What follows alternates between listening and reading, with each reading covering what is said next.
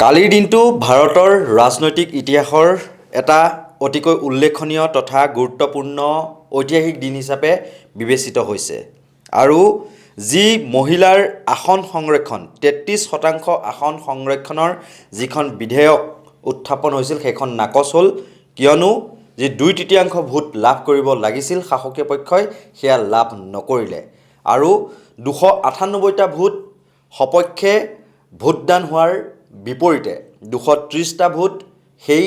যে বিধেয়কখন সেই বিধেয়কৰ বিৰুদ্ধে পৰা আমি দেখিবলৈ পালোঁ। এই ক্ষেত্ৰত কংগ্ৰেছ বা অন্যান্য বিৰোধী দলসমূহে এয়া সংবিধানৰ জয় বা গণতন্ত্ৰৰ জয় বুলি ক'ব বিচাৰিছে বা ৰাজনৈতিক যি অভিসন্ধি বিজেপিৰ সেয়া মানে ধূলিসাৎ হৈ পৰিল আৰু ক্ৰমান্বয়ে বিজেপিৰ ওলোটা গন্তি আৰম্ভ হোৱাৰ লগতে মোদীৰ যি গৰ্ব বা অহংকাৰ সেয়া মানে পতন হৈছে বুলি ক'বলৈ লৈছে। তাৰ বিপৰীতে কিন্তু বিজেপিয়ে কংগ্ৰেছেই হওক বা বিৰোধী দলসমূহেই হওক নাৰী বিদ্বেষী তেওঁলোকৰ নাৰীৰ প্ৰতি যি শ্ৰদ্ধা বা মৰম ভালপোৱা সেয়া নাই বুলি এক প্ৰচাৰ চলোৱা আৰম্ভ কৰিছে। হাতে হাতে প্লেকাৰ্ড লৈ বিৰোধীৰ বিৰুদ্ধে শাসকীয় বিজেপিয়ে প্ৰতিবাদ কৰি সদনৰ বাহিৰভাগ উত্তাল কৰি তুলিছে আৰু এই সমগ্ৰ বিষয় সন্দৰ্ভত নৰ্থ ইষ্ট নাওৰ মুখ্য সম্পাদক পৰেশ মালাকাৰ ডাঙৰীয়াই কি দৃষ্টিভংগীৰে চাই বা তেওঁৰ এই সন্দৰ্ভত মতামত কি সেয়া আমি প্ৰথমে তেওঁৰ পৰা আমি পোনে পোনে জানিবলৈ চেষ্টা কৰিছোঁ। কি ক'ব কালিৰ দিনটোৰ সমগ্ৰ বিষয়ৰাজি মই যিখিনি এতিয়া অলপত উল্লেখ কৰিলোঁ? এইটো সঁচাকৈ তুমি কোৱাৰ দৰে এইটো এটা ঐতিহাসিক দিন হয়। কিয় ঐতিহাসিক দিন? যে প্ৰথমবাৰৰ কাৰণে ভাৰতীয় জনতা পাৰ্টীয়ে সংবিধান সংশোধনৰ কাৰণে যিখন বিল আনিছিল সেই বিলখন সদনত এই বিলখন বাতিল হ'ল কাৰণ এই বিলখন চৰকাৰে পাছ কৰিব নোৱাৰিলে। এতিয়া প্ৰশ্নটো হৈছে কি তুমি যিটো প্ৰশ্ন কৰিছা বা ভাৰতীয় জনতা পাৰ্টীয়ে যিবোৰ কথা উলিয়াইছে এতিয়া যে এইখন বিলখনৰ লগত এই যে সমষ্টি পুনৰ নিৰ্ধাৰণৰ লগত তেওঁলোকে মহিলাৰ আসন সংৰক্ষণ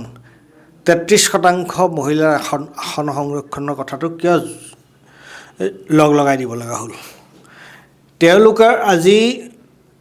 প্ৰতিটো ৰাজনৈতিক দলে বিৰোধী ৰাজনৈতিক দলে কংগ্ৰেছে বহুত কেতিয়াবাই কৈছিলে 2023 কৈছিলে যেতিয়া এই প্ৰশ্নটো আহিছিল যে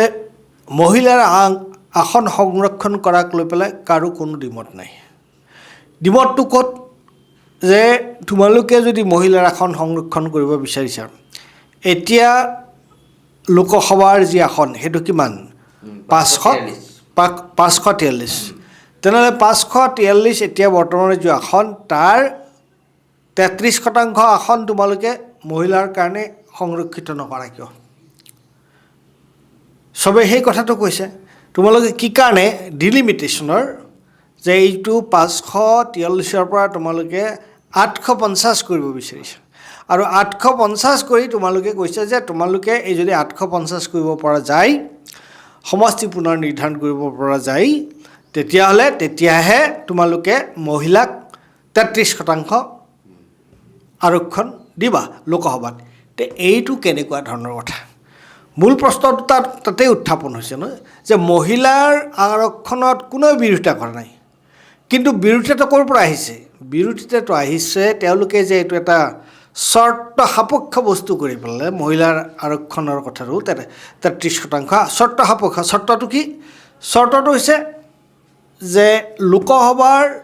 সমষ্টি সংখ্যা বৰ্তমানৰ 543ৰ পৰা তেওঁলোকে 850 কৰিব বিচাৰিছে। এতিয়া 850 কৰা আৰু বৰ্তমানৰ যিটো সংখ্যা আৰু 850 কৰা এই প্ৰশ্নটো কি? কালি নে পৰহি তামিলনাডুৰ মুখ্যমন্ত্ৰী ষ্টেলিনে এটা বৰ গুৰুত্বপূৰ্ণ বৰ প্ৰবন্ধ এটা লিখিছে, টাইমছ অফ ইণ্ডিয়াত ওলাইছে বোধহয় এইটো। তাত এই কথাটো কয় যে সাংবিধানিক যিটো প্ৰমূল্য বা সংবিধানৰ সংশোধনৰ কথাটো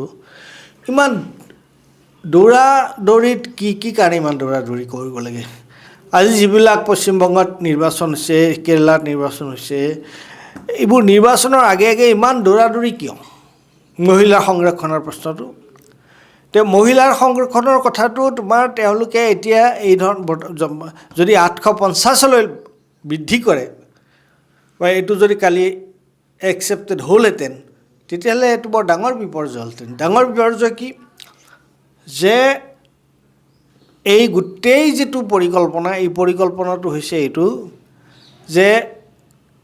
কেন্দ্ৰীয় ভাৰত আৰু উত্তৰ ভাৰত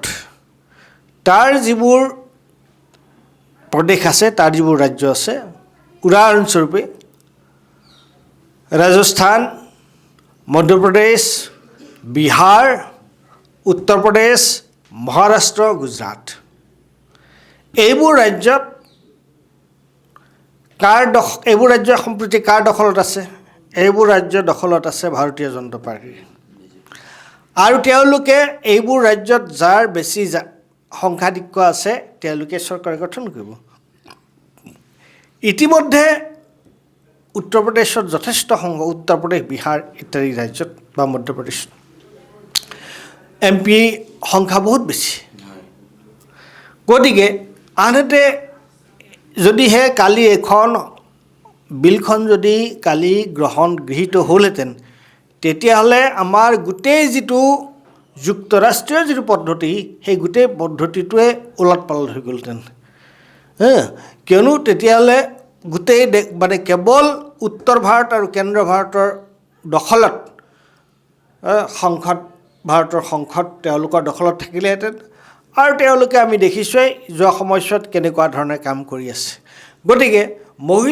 তেওঁলোকে এতিয়া ক'ব বিচাৰিছে যে মহিলাৰ আৰক্ষণৰ আচলতে মহিলাৰ আৰক্ষণৰ লগত কালি যিটো বা মহিলাৰ প্ৰতি দৃষ্টিভংগীৰ কথাটো কালি তাত নাই সকলোৱে কৈছে যে মহিলাৰ আৰক্ষণ হওক তোমালোকে বৰ্তমানৰ যি 543খন আসন আছে তাত মহিলাৰ আৰক্ষণটো তোমালোকে কিয় লাগু নকৰা কি কাৰণে তোমালোকে 850লৈ ৰৈ থাকিব লগা হয় সেইটোহে প্ৰশ্ন হৈছে এতিয়া চাগে এতিয়াতকৈও কমি যাব তেতিয়া মহিলা বুজিছোঁ প্ৰপৰ্চনেটলি কমিব গতিকে এতিয়া গুৰুত্বপূৰ্ণ দিশটো কি যে কালি ভোট গ্ৰহণ হ'ল ভোট গ্ৰহণ হোৱাৰ পিছত যিহেতু 2/3 সদস্যৰ বিলখন সমৰ্থন নকৰিলে বিলখন তোমাৰ পাছ নহ'ল এইটো কি হ'ল এইটো হ'ল যে আমি যে কৈ থাকোঁ যে আইনৰ শাসন বোলা বস্তুটো এইটোৱে হৈছে কালি যিটো ঘটনা সংসদত হ'ল সেইটো হ'ল আইনৰ শাসনৰ জয় সাংবিধানিক প্ৰমূল্যৰ জয়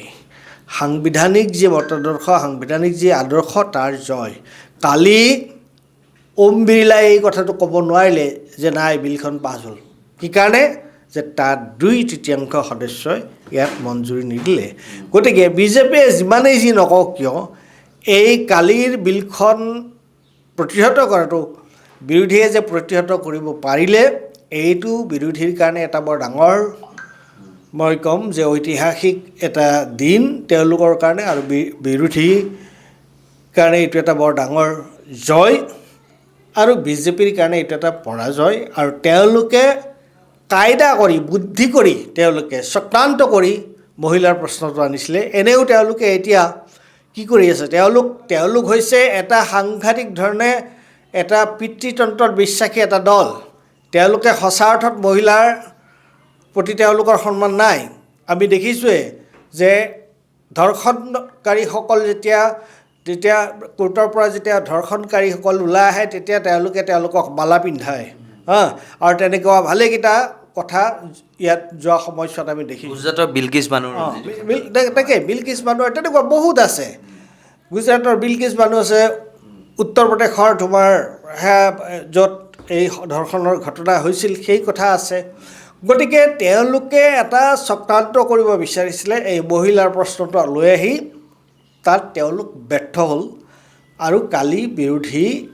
এইটো তেওঁলোকৰ জয় হ'ল আৰু এতিয়া প্ৰশ্নটো হৈছে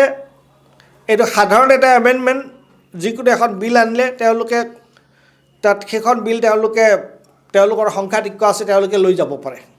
কিন্তু এইখন স্পেচিয়েল বিল এইখন বিল হৈছে সংবিধান সংশোধনৰ বিল আৰু তাত 2/3 নহ'লে তেওঁলোকে নোৱাৰে আৰু 2/3 তেওঁলোকে নাপালে গতিকে সেইকাৰণে তেওঁলোকৰ পৰাজয় এই বিলখন তেওঁলোকে পাছ কৰিব নোৱাৰিলে আৰু এইকাৰণেই তুমি কোৱাৰ দৰে কালিৰ দিনটো এটা আমাৰ যিসকল বিৰোধী আছে তেওঁলোকৰ কাৰণে এটা গৌৰৱোজ্জ্বল দিন তেওঁলোকৰ কাৰণে এটা ঐতিহাসিক দিন এইখিনি এটা কথা উল্লেখ কৰোঁ 2023 চনত যিখন নাৰী বন্দনা অধিনিয়ম বুলি এখন তেওঁলোকে বিল আনিছিল আৰু তাত মাত্ৰ দুটাহে বিৰুদ্ধে ভোট পৰিছিল তাত কংগ্ৰেছ বা অন্যান্য বিৰোধী দলসমূহে সমৰ্থন জনাইছিল সেই বিলখন তাত কিন্তু 33% নাৰী সংৰক্ষণৰ কথাটো অলৰেডি কোৱা হৈছিল আৰু সেয়া 2029 চনত ইমপ্লিমেণ্ট হ'ব বুলিও সেই বিলখন কোৱা হৈছিল তাৰ পাছত আকৌ কায়দা কৰি পেলাই কালি পুনৰ এই নাৰী সংৰক্ষণৰ কথাটোৱে চমক দিবলৈ গৈ যে মুখ ঠেকেচা খালে সমগ্ৰ বিষয়টো কি ক'ব সেইটো মই ক'লোঁ নহয় যে 2023 চনত যেতিয়া এই বিলখন তেওঁলোকে নাৰী সংৰক্ষণৰ যিটো বিধানসভা লোকসভাত মহিলাৰ কাৰণে 33% আসন সংৰক্ষণৰ কথা প্ৰশ্নটো যেতিয়া আহিছিল তেতিয়া সকলোৱে একমুখে এইটোক সমৰ্থন দিছিল একমুখে সমৰ্থন দিছিল মোৰ এতিয়াও স্পষ্ট মনত আছে সোনিয়া গান্ধী কি ভাষণ দিছিলে বা অন্যান্য বিৰোধী দলবিলাকৰ মুখপত্ৰবিলাকে তেওঁলোকে কেনেকুৱাকৈ কৈছিলে গতিকে এইটো এটা সম্পূৰ্ণ ভুল কথা এটা ভুল এইটো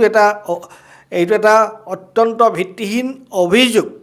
বিজেপিয়ে ভাৰতীয় জনতা পাৰ্টীয়ে যিটো কথা কৈছে যে তেওঁলোক মহিলা বিৰোধী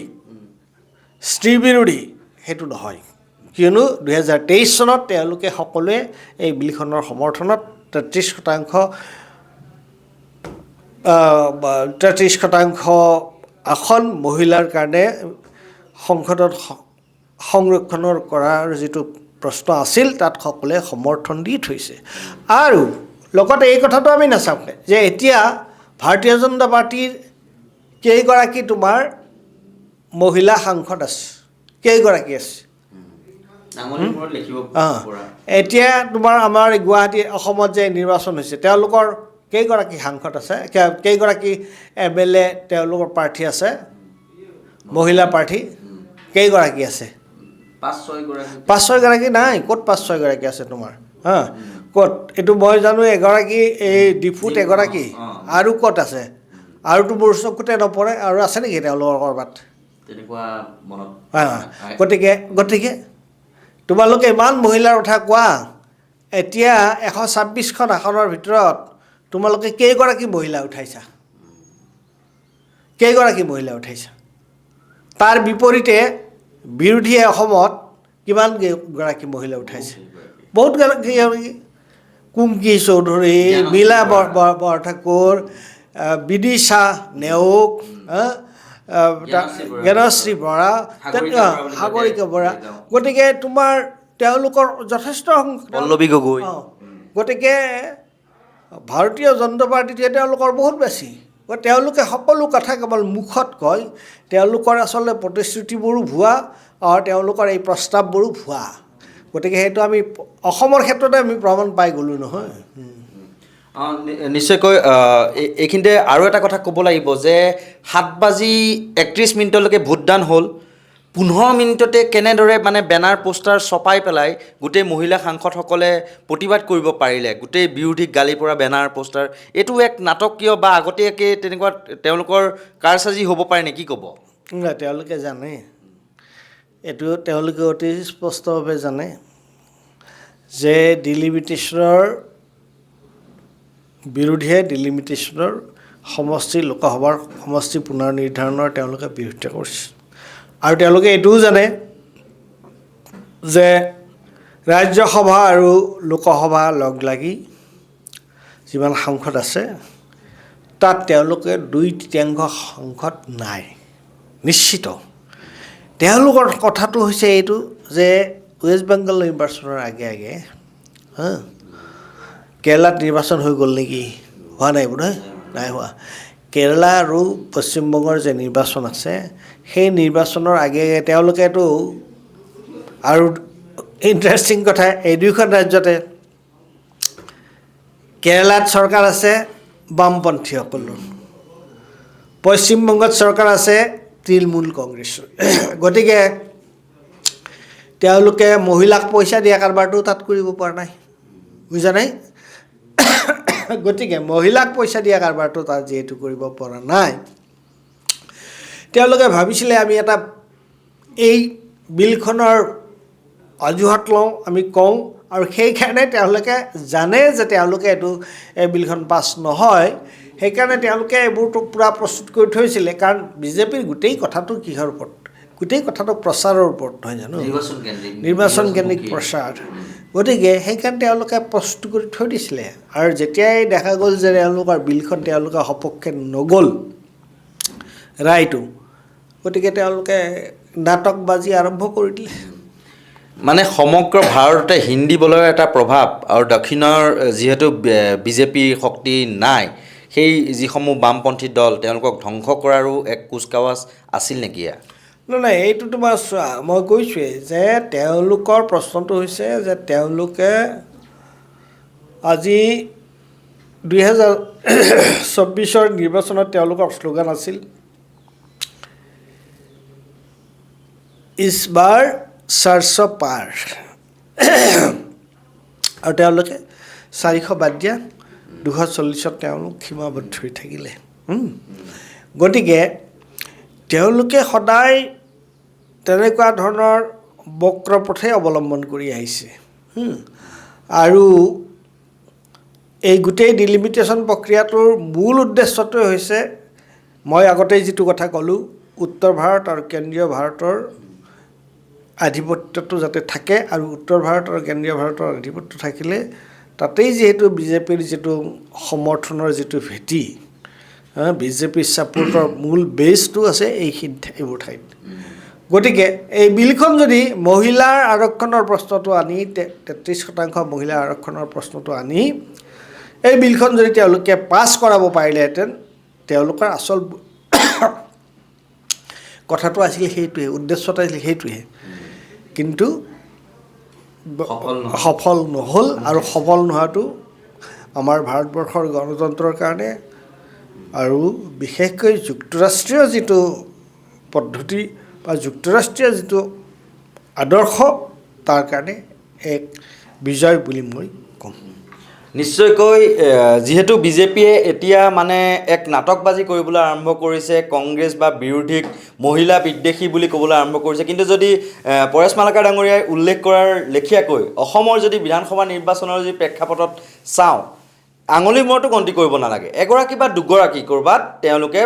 প্ৰাৰ্থিত্ব থিয় কৰাইছে বিজেপিয়ে। তাৰ বিপৰীতে যদি আমি কংগ্ৰেছৰ ফাললৈ চাওঁ বা বিৰোধী শিবিৰৰ ফাললৈ চাওঁ, সেয়া লাগিলে মধ্য গুৱাহাটী সমষ্টিৰ কুংকি চৌধুৰীয়ে হওক, লাগিলে মৰিয়নি সমষ্টিৰ ডক্টৰ জ্ঞানশ্ৰী বৰাই হওক, বা দেৰগাঁও সমষ্টিৰ সাগৰিকা বৰাই হওক, বা দিছপুৰ সমষ্টিৰ মীৰা বৰঠাকুৰে হওক, বা টিয়ক সমষ্টিৰ পল্লৱী গগৈয়ে হওক, এনেকুৱা ধৰণৰ বহু মহিলা প্ৰাৰ্থীক তেওঁলোকে কিন্তু অগ্ৰাধিকাৰ দিয়া আমি দেখিবলৈ পাইছোঁ। আৰু এনে ক্ষেত্ৰত কেৱল আৰু কেৱল হিন্দী বলৰ যিটো আধিপত্য, সেয়া সমগ্ৰ ভাৰততে বা লোকসভাত বিস্তাৰ কৰিবৰ বাবে তেওঁলোকে চক্ৰান্ত কৰি এনেকুৱা ধৰণৰ সমষ্টি পুনৰ নিৰ্ধাৰণৰ লগত নাৰীৰ যি 33% যি আসনৰ সংৰক্ষণ, মহিলাৰ 33% আসনৰ সংৰক্ষণৰ বিষয়টো সংলগ্ন কৰি তেওঁলোকে নিজৰ প্ৰভুত্ব বিস্তাৰৰ বাবে চেষ্টা চলাইছিল,